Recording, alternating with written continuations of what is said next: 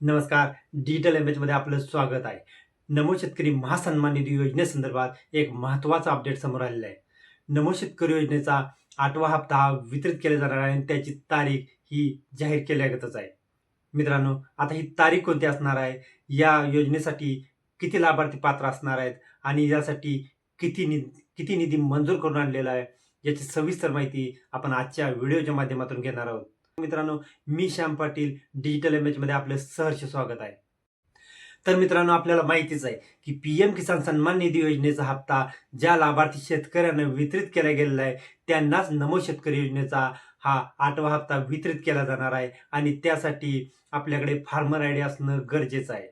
मित्रांनो, पीएम किसान योजनेचा 21वा हप्ता नोव्हेंबरमध्ये वितरित करण्यात आलेला आहे. त्यापाठोपाठ लगेच नमो शेतकरी सन्मान निधी योजनेचा हप्ता वितरित होणं अपेक्षित होतं, पण तो हप्ता वितरित झाला नाही. त्या हप्त्यास विलंब झाला. आता त्या हप्त्यास विलंब कशामुळे झाला? काही कारणं असतील, निधीची कमतरता असेल किंवा अन्य कारण असेल. त्यामुळे हप्ता विलंब झाला, पण तो हप्ता आता दिला जाणार आहे.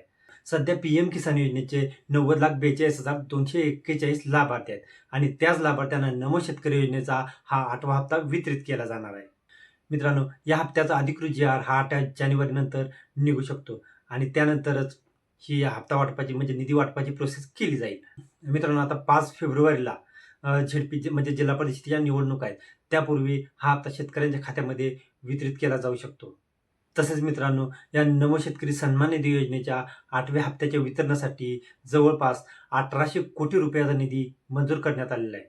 मित्रांनो, या संदर्भातील अधिकृत जी-आर आला की तुम्हाला आम्ही व्हिडिओच्या माध्यमातून लगेच कळवू. धन्यवाद.